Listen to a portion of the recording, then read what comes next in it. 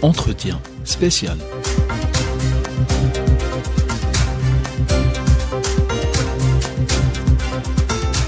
Bonjour à toutes et à tous, bienvenue dans cet entretien spécial. Aujourd'hui, nous recevons une grande figure du paysage médiatique africain, Mactar Sylla, journaliste, consultant international et dirigeant de médias.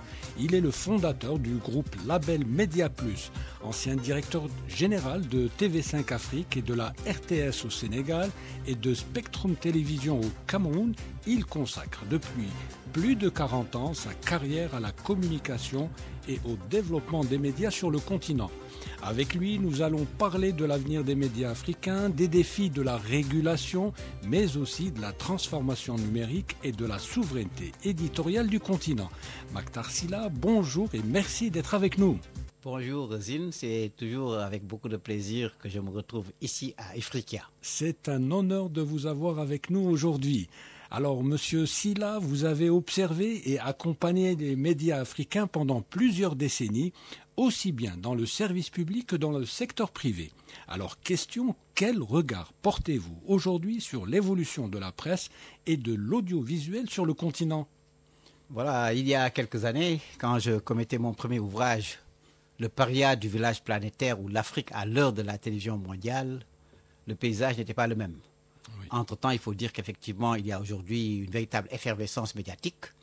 Il y a beaucoup de contenu.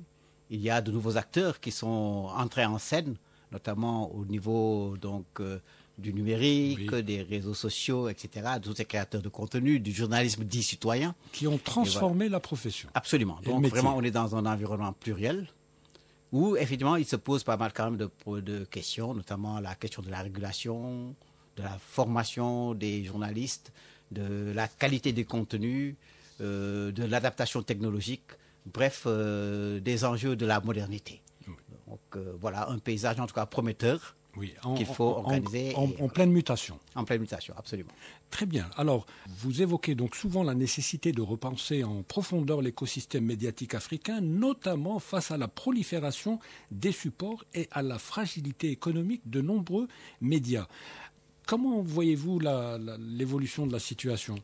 Oui, parce qu'en fait, le fait qu'il y ait un peu comme ce que j'appelle cette entrée en scène des nouveaux acteurs a ses aspects positifs, mais également ses aspects négatifs, car cela dérégule. Donc cette multiplicité d'acteurs, dans un contexte où les moyens économiques, notamment publicitaires, ne sont pas élastiques, pose problème.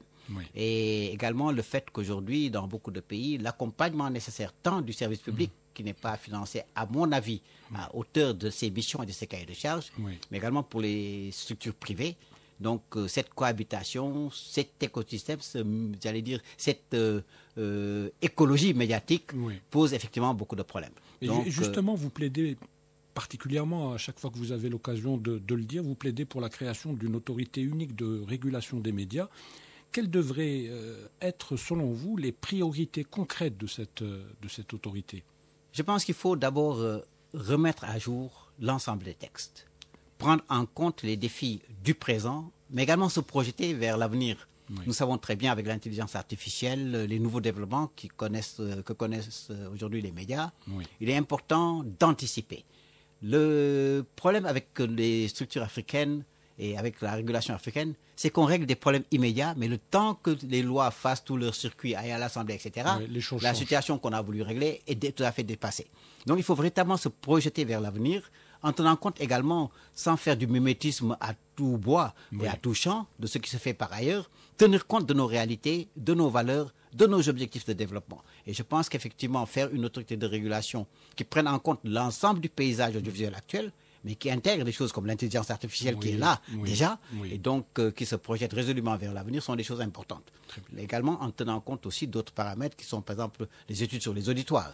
Moi, je trouve que de manière générale, elles sont très biaisées quand il s'agit de l'Afrique, que nous ayons effectivement nos propres outils. Tout cela doit se faire en harmonie. Il ne faut pas qu'on prenne la régulation comme étant une sanction, quelque chose de répressif. Absolument. Il faut le prendre comme, j'allais dire, le moyen d'avoir un paysage harmonisé, régulé, où il y a des règles du jeu, on sait qui fait quoi, quand, comment, etc. et qu'on puisse accompagner, y compris du point de vue de la formation, du renforcement des capacités. Très bien.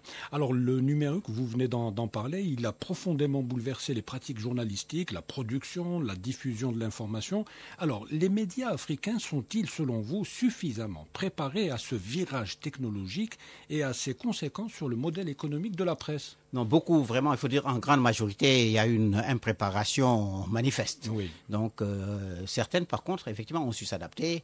Quand je viens ici, quand je suis allé à Al24, etc., on se rend compte, quand je vois le projet Jazair Media City, oui, on se rend compte qu'effectivement, qu'un pays comme l'Algérie se positionne résolument vers l'avenir, vers la modernité.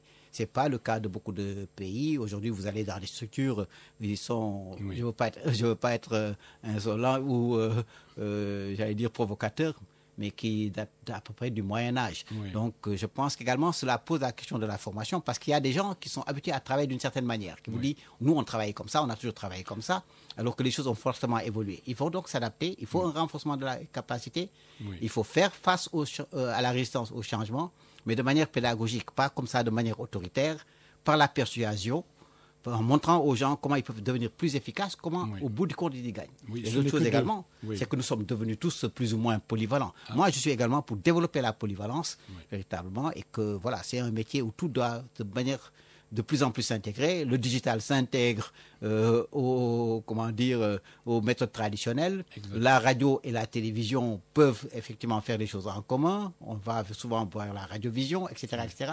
Rationaliser du point de vue même économique. Oui. Également, du point de vue économique, je suis le partisan et le chantre du 1% des budgets nationaux qui aillent aux médias. Ça, dans une perspective, non seulement de voir les médias, une sorte qu'on peut, j'allais dire, de champ clos avec tous les avantages, mais par la capacité des médias aujourd'hui à impulser les industries créatives et culturelles. Et à transformer les sociétés et à aider les pays à se développer. Absolument. C'est un catalyseur transversal qui aujourd'hui, le cas de l'épidémie Covid le démontre.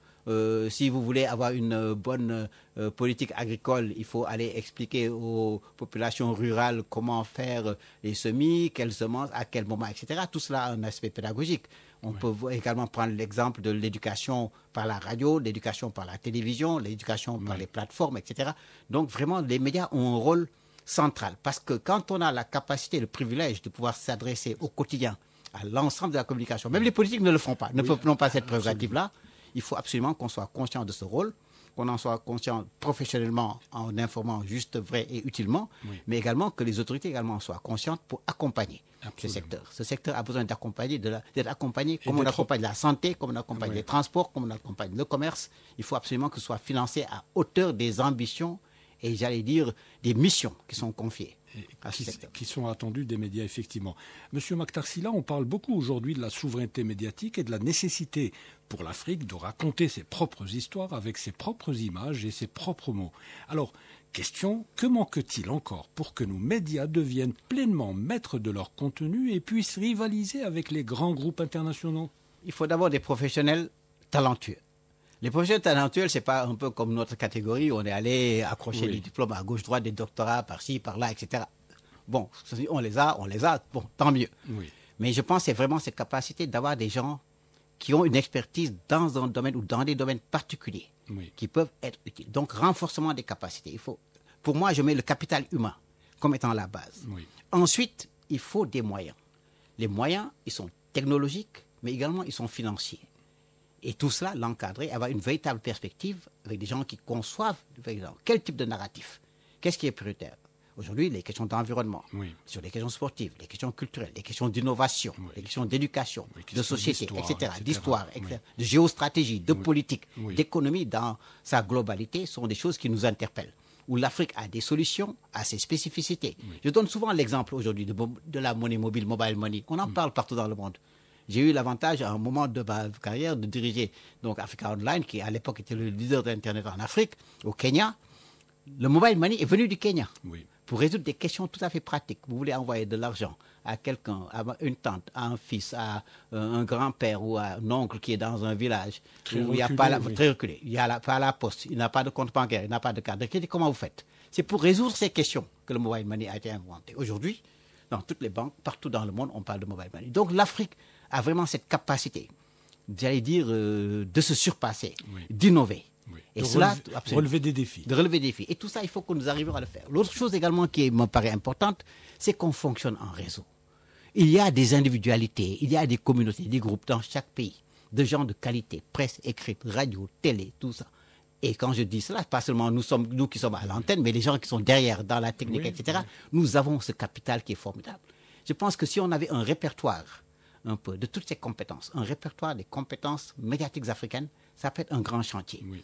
Avoir également un portail où on a tous les médias africains, radio, télé, etc. Il faut cliquer pour être redirigé. Ça, ce sont des choses que l'Union africaine pourrait mettre en place, etc., que les organisations régionales auraient pu mettre en place. Donc, je pense que si on arrive à créer un peu ce type de réseau, tout cela participera à ces échanges, à une meilleure connaissance et également à cette nécessité d'élaborer en commun ces narratifs africains. Et l'autre volet également, c'est au niveau de la production, j'allais dire, audiovisuelle, de séries, de fiction, de divertissement, où je donne souvent l'exemple de Nollywood, voilà, où ils sont au Nigeria, qui est devenu aujourd'hui le deuxième plus grand producteur en termes de volume, après l'Inde, Bollywood, et devant Hollywood, les États-Unis. Et donc également qui aujourd'hui contribue à 2,3% du PIB du Nigeria et emploie de manière directe et indirecte plus d'1 million de personnes. Bon, c'est vrai, la population du Nigeria est ce qu'elle est, mais cela montre les opportunités. Également, l'autre volet qui me paraît important, c'est montrer comment les médias structurés avec de bons narratifs peuvent impulser l'industrie créative et culturelle. Absolument. Le jeu, les jouets, etc., les plateformes. L'Afrique, avec nos histoires, la diversité de nos pays, nos cultures, nos costumes, tout ça, est véritablement, j'allais dire, le continent de l'originalité et de l'avenir qui a tout à donner à l'ensemble du monde. Très bien. Dernière question, Mactar Sylla. Vous avez souvent formé et encadré de jeunes journalistes au Sénégal comme ailleurs en Afrique.